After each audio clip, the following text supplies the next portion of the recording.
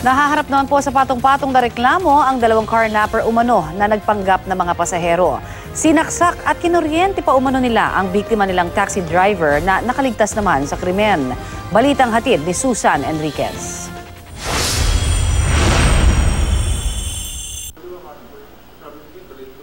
Sa kuha ng CCTV, makikita ang pagdating ng taxi sa bahagi ng 13th Avenue sa New Manila.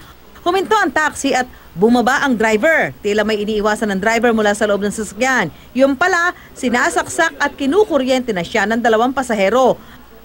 Pero hindi pa rin bumitaw sa pagkakahawak sa pinto ng taxi ang driver. Tinangkaraw kasi ng mga sospek na tangayin ang sasakyan.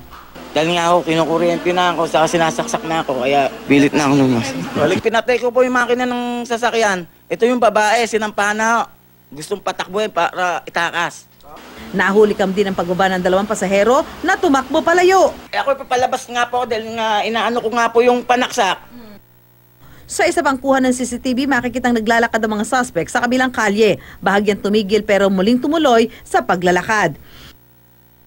Dahil sa sumbong ng isang concerned citizen na nakarinig sa paghingi ng tulong ng biktima, mabilis na nadakip ng mga pulis ang mga suspect ilang oras matapos ang krimen. Kahit iniindahan tinamong saksak at panguryente sa ulo, nagtungo sa QCPD headquarters ang biktima. Positibo niyang itinuro ang dalawang suspect na muntik na umanong pumatay sa kanya. Kwento ng biktima, sumakay sa bahagi ng Santa Mesa ang umani magkasintahan na sina Jade Bertoldo at Jessa Lopez.